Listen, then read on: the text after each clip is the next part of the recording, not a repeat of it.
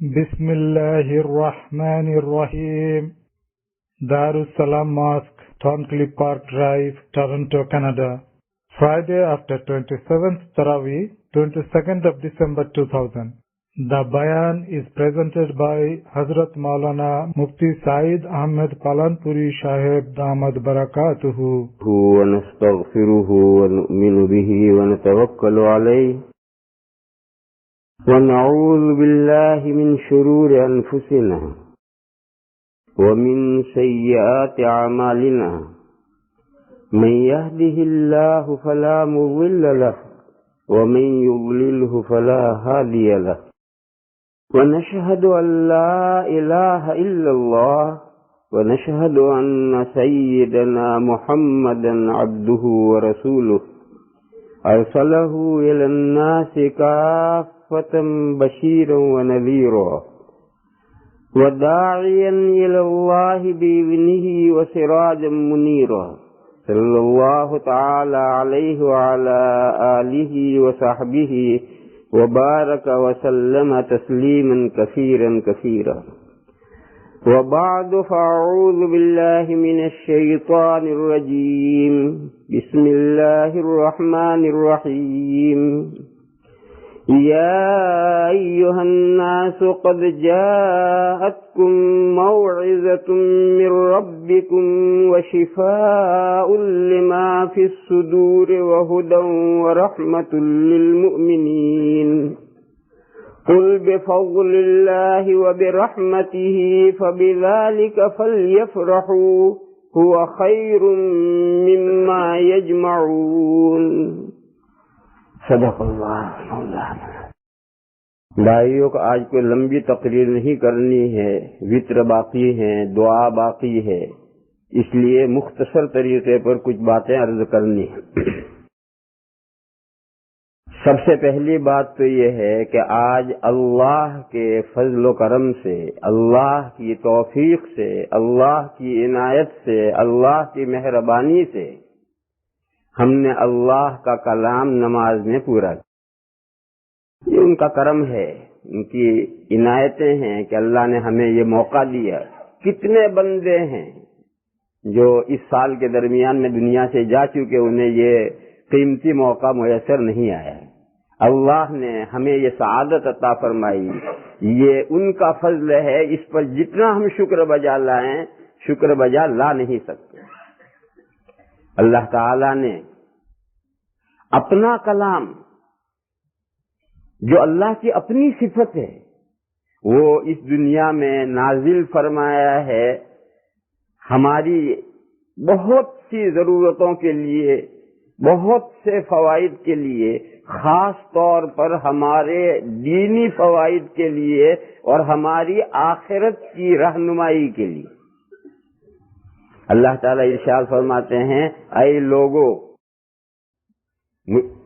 ایمانداروں نہیں، ایمان لانے والوں سے نہیں فرما رہے، سبھی لوگوں، اے لوگو، تحقیق آئی ہے تمہارے پاس ایک بہت اہم نصیحت تمہارے پروردگار کی طرف سے. مراد یہ قرآن کریم ہے. یا ایھا الناس قد جاءتکم موعظۃ من ربکم. قرآن کریم کا پہلا وصف یہ ہے کہ وہ نصیحت ہے. عربی میں جو لفظ موعظت ہے، موعظت عربی میں کہتے ہیں ایسی نصیحت کو جو دل میں اتر جائے، دل کو متاثر کرے، صرف کانوں کو، دماغ کو نہیں. ایسی نصیحت جو دل کو متاثر کرے، دل صرف اثر پذیر ہو، وہ موعظت کہلاتی ہے عربی میں. اللہ تعالیٰ فرماتے ہیں کہ تمہارے پاس تمہارے پروردگار کی طرف سے موعظت آئی ہے، نصیحت آئی ہے. دلوں میں جو روگ ہیں ان کے لیے شفا ہے. جسمانی روگ بہت سے روگوں کی شفا بھی اس سے ہوتی ہے، لیکن قرآن کریم جو اصل آیا ہے وہ دلوں میں جو روگ ہیں ان روگوں کے علاج کے لیے آیا ہے. دل میں کیا روگ ہیں؟ سب سے بڑا روگ ہے کفر، شرک، نفاق، دنیا کی محبت، آخرت کو بھولے رہنا. یہ سب دل کی بیماریاں ہیں. شرک، कुफ्र, निफाक, दुनिया की मोहब्बत, दुनिया ही को सब कुछ समझना, आखिरत को भूले रहना, ये दिल की बीमारियां हैं। उन बीमारियों की शिफा तुम्हारे पास आई है, और वो अल्लाह की रहमत और मेहरबानी है, और अल्लाह की हिदायत है, रहनुमाई है। इस दुनिया में इंसान को कैसे जीना है वो समझाने के लिए कुरान करीम आया है। मेरे भाइयों, मुसलमानों का जो पहला काफिला था और आज के मुसलमानों में जो फर्क पड़ गया है, वो फर्क यही पड़ गया है कि उस वक्त का मुसलमान 90% नहीं, 99% नहीं, 99.9% अल्लाह की किताब को सामने रख करके उसका जो मार्गदर्शन था, जो हिदायत थी, जो रहनुमाई थी, उसके मुताबिक उनकी लाइफ थी। आज ये सूरत हाल नहीं रही। आज मुसलमानों की तादाद अनगिनत है, गिन नहीं सकता कोई, दुनिया में उनकी तादाद गिन नहीं सकता। और जो गिन कर बनाते हैं वो भी गपला करते हैं, सही नहीं बताते। और उस वक्त उंगलियों पे गिरने के बकदर थे, मगर वो बाइज्जत थे। ये इतने हैं बेइज्जत हैं। हदीस शरीफ में है, हुजूर पाक सल्लल्लाहु ताला अलैहि वसल्लम का इरशाद है कि इन्नल्लाह यरफउ बिहाज़ल किताब अक़वामन व यज़उ बिही आखरीन। बेशक अल्लाह ताला इस किताब कुरान करीम से कुछ कौमों को ऊंचा उठाते हैं और इसी किताब करीम की वजह से कुछ कौमों को नीचे पस्ती में ले जाते हैं। ऊपर किसे उठाते हैं? जो इस किताब को अपना दस्तूर जिंदगी बनाते हैं, इस किताब को अपना दस्तूर जिंदगी बनाते हैं। नीचे किसे गिराते हैं? जो इस किताब को पसे पुष्ट डालते हैं। उस किताब में जो कुछ है वो उसे अपने लिए दस्तूर जिंदगी नहीं बनाते हैं। कहा है शायर इसने कि वो दुनिया में सुर्ख रू थे हामिल कुरान बनकर, वो दुनिया में सुर्ख रू थे हामिल कुरान बनकर, हम दुनिया में पस्त हैं तारीख कुरान बनकर।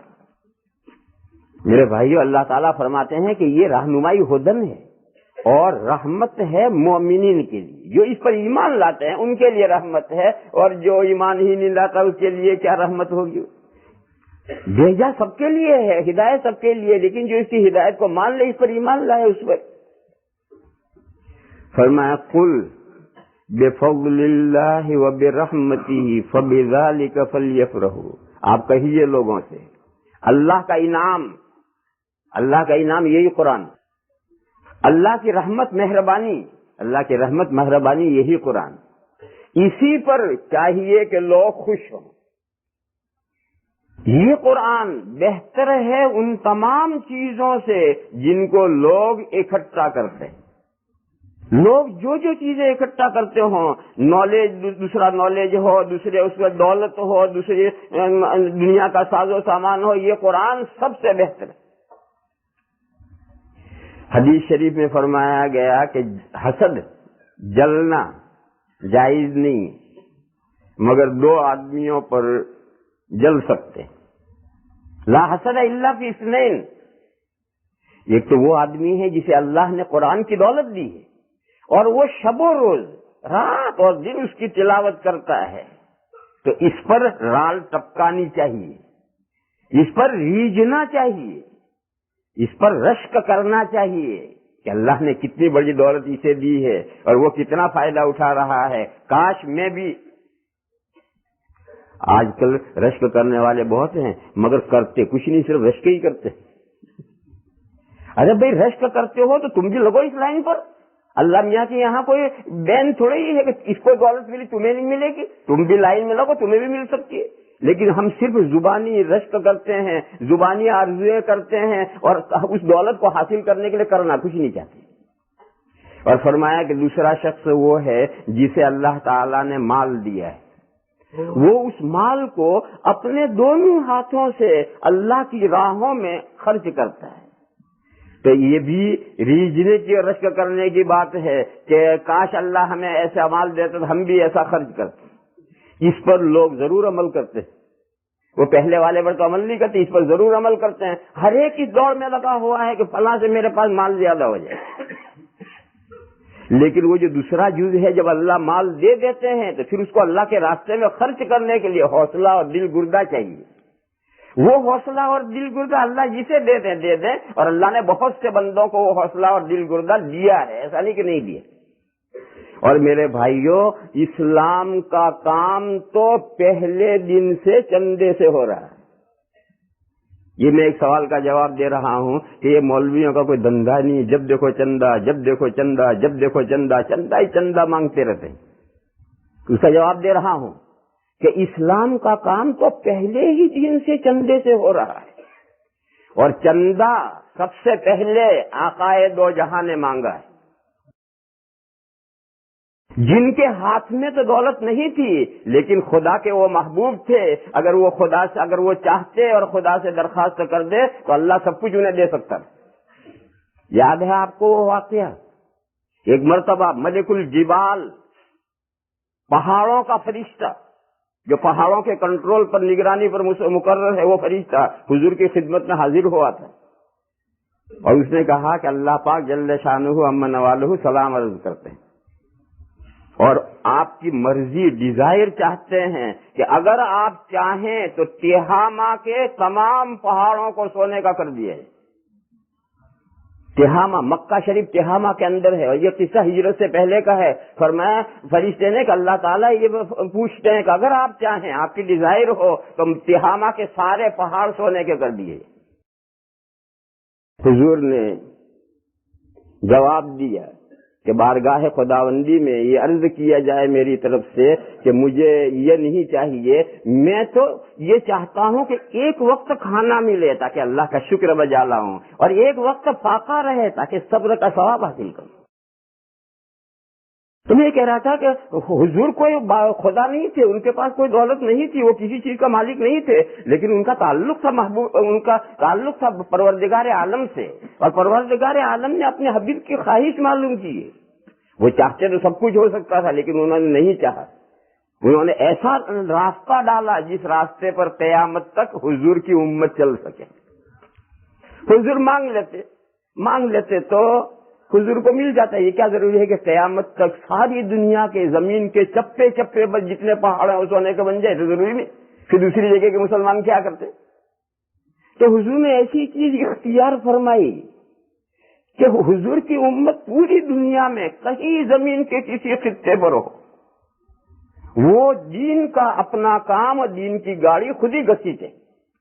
وہ ان سونے کے پہاڑوں سے بہتر ہے.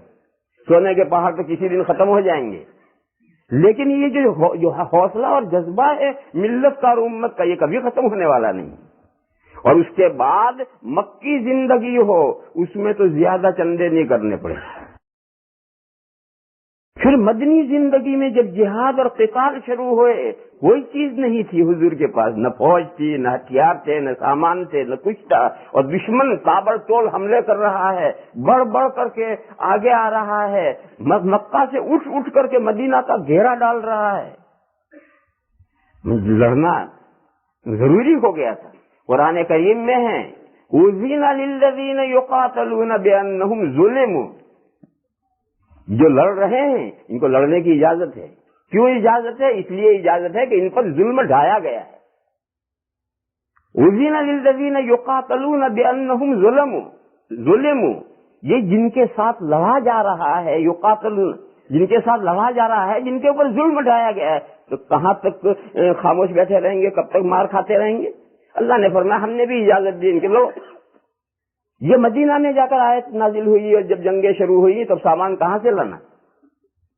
تو ہر جنگ کے موقع پر حضور پاک صلی اللہ تعالی علیہ وسلم نے مسلمانوں سے درخواستیں کی ہیں اور مسلمانوں نے دل کھول کر خرچ کیا. قرآن کریم میں سے وہ آیتیں جو انفاق فی سبیل اللہ کی ہیں، اگر ان کو ایک طرف کر لی جائے تو 1/3 قرآن کے اندر یہی مضمون ہے کہ اللہ کے راستے میں خرچ کرو.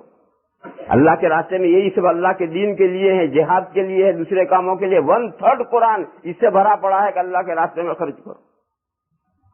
اور خرچ کے مقدار اللہ میاں کے نہیں دیکھی جاتی. کیسے موقع پر خرچ کیا تھا.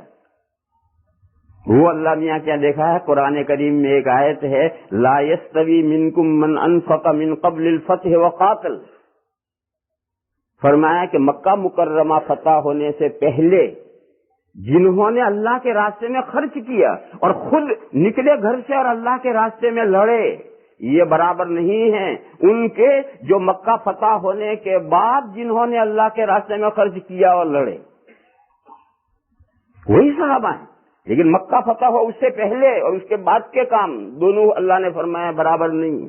ان کا مقام جو مکہ فتح ہونے سے پہلے جنہوں نے جہاد کیا ہے اور جو اللہ کے راستے میں خرچ کیا ان کا بہت بڑا مقام ہے.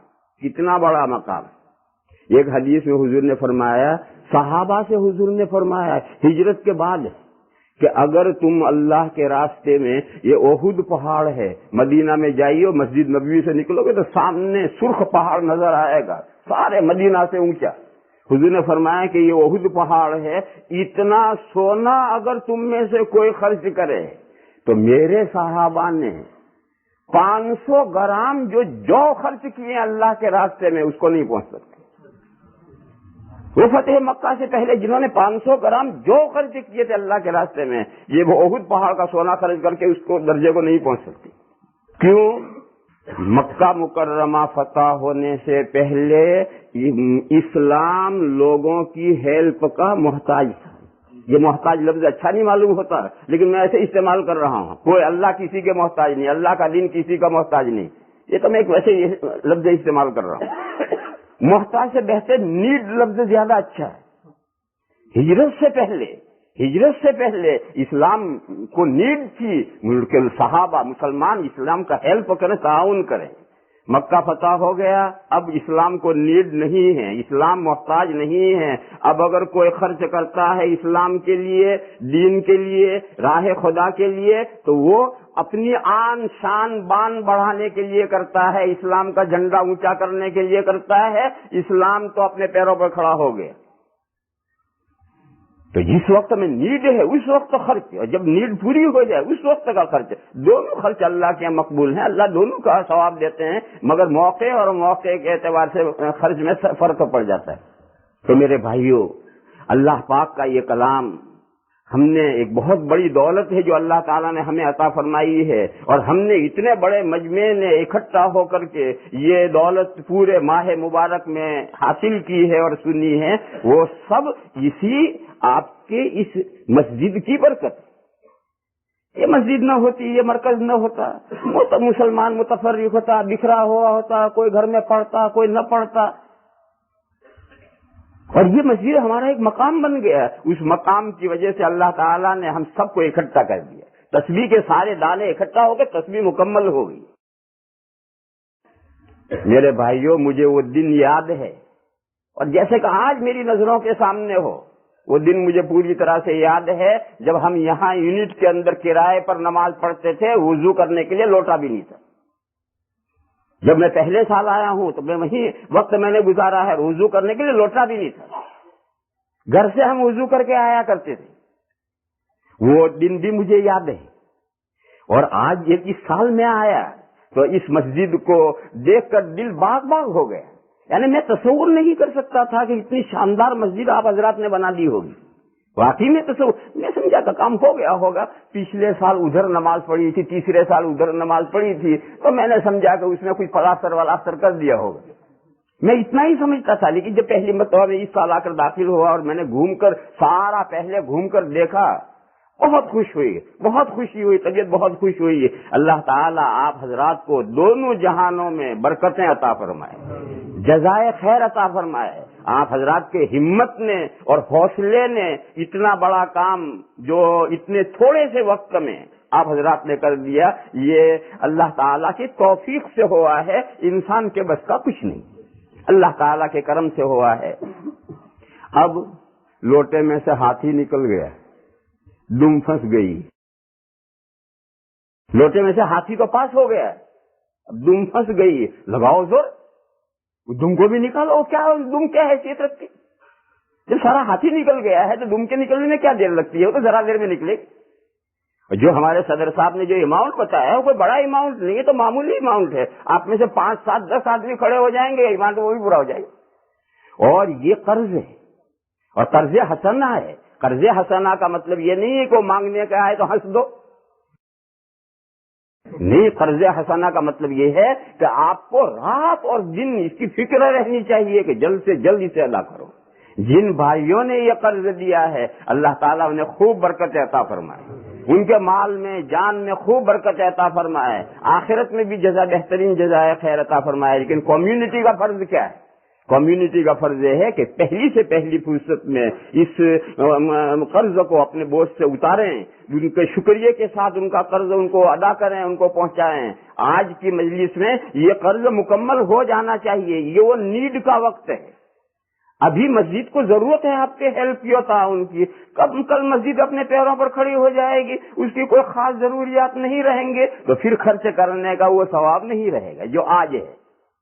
پھر آج مبارک رات ہے، اس مبارک رات میں ہر ثواب بڑھتا ہے تو آپ کے خرچ کرنے کا بھی ثواب بڑھتا ہے.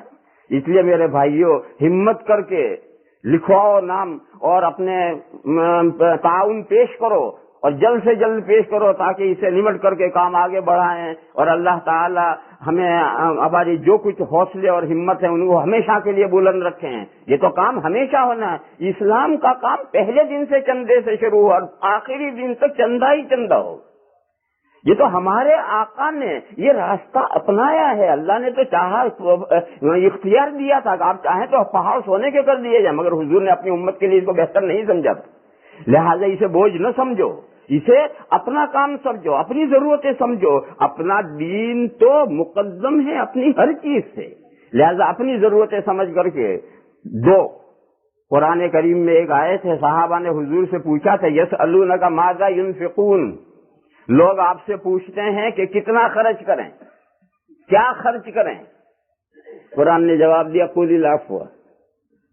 آپ جواب دیجئے کہ تمہاری ضرورت اس سے جو بچا ہوا ہے سب اللہ کے راستے میں خرچ کرو.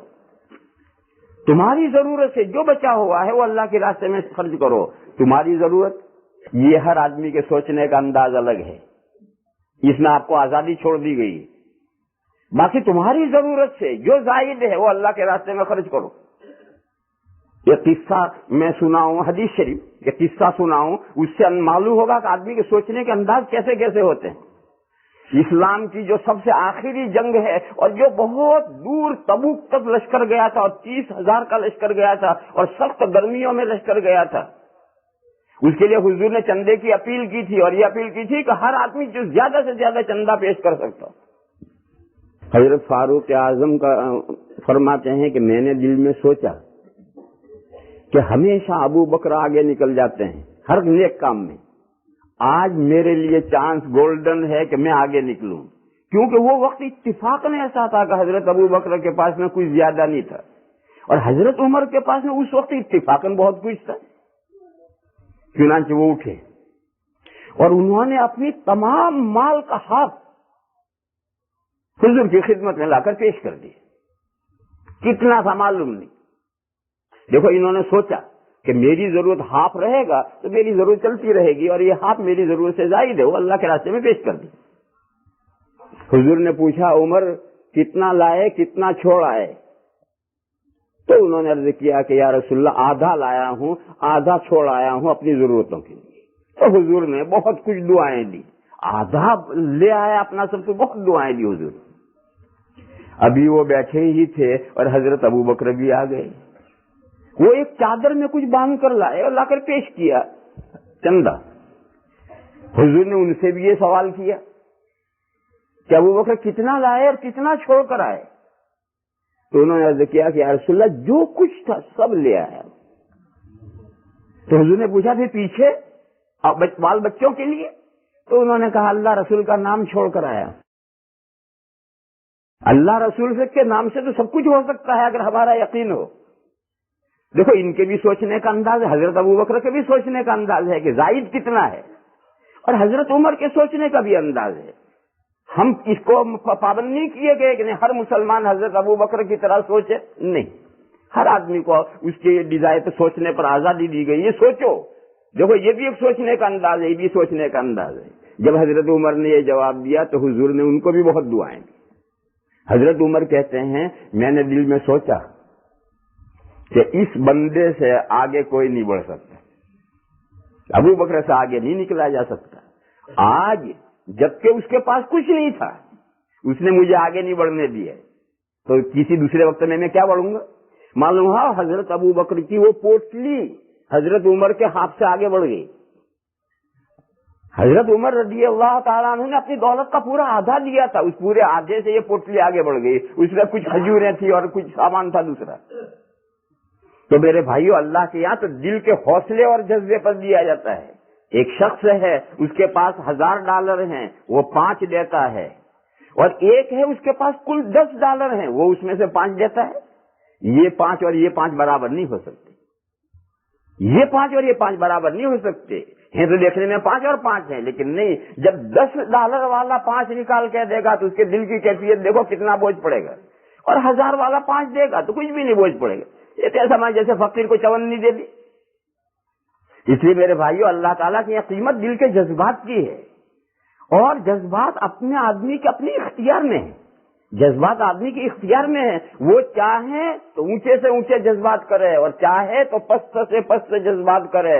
आदमी दिल की कैफियतों से अपने आमाल को बेहतर से बेहतर भी बना सकता है, और दिल की कैफियतों के बिगड़ जाने से उसके आमाल बदतर से बदतर भी बन सकते हैं।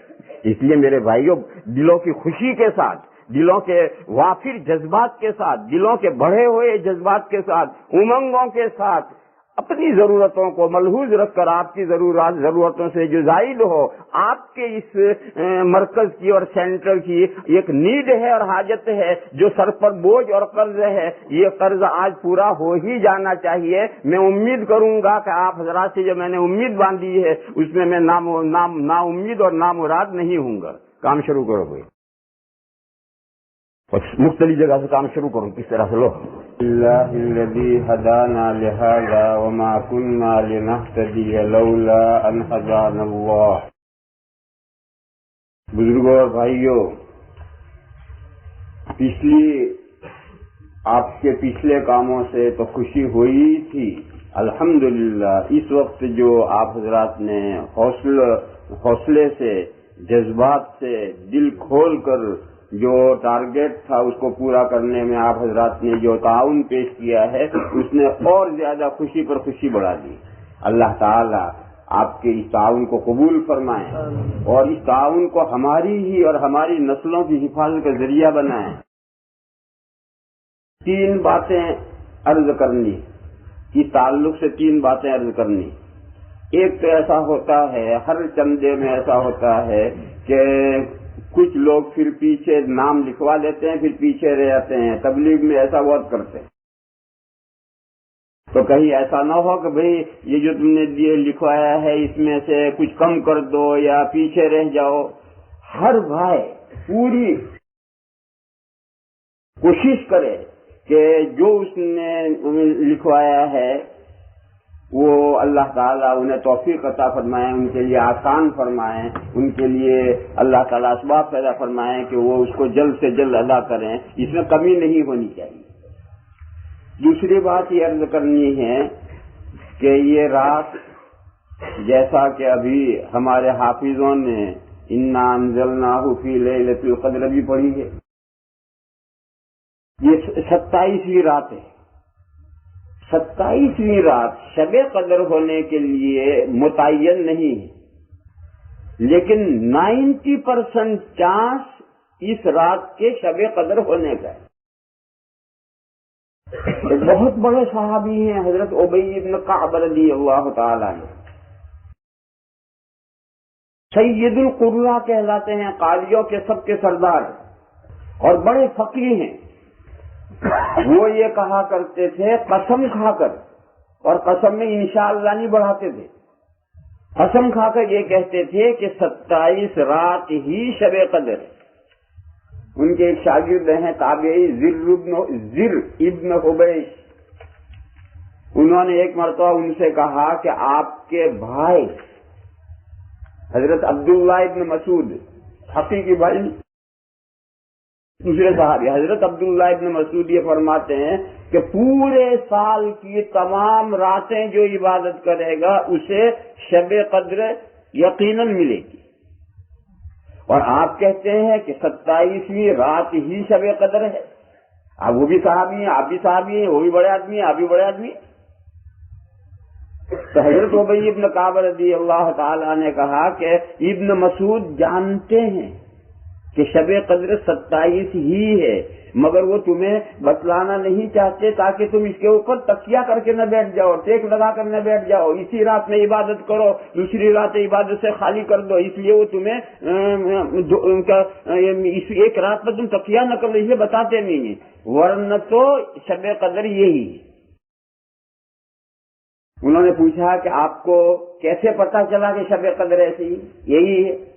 فرمایا کہ حضور نے ہمیں شب قدر کی ایک علامت بتائی، اور میں ہر سال 27 کی صبح میں وہ علامت پاتا ہوں، میرا تجربہ ہے۔ انہوں نے پوچھا کیا علامت بتائی ہے؟ تو فرمایا کہ حضور نے یہ بتایا ہے کہ جو رات شب قدر ہوگی وہ جب گزر جائے گی، صبح ہوگی اور سورج نکلے گا تو سورج میں کرنیں نہیں ہوں گی، گول تھالی جیسا نکلے گا۔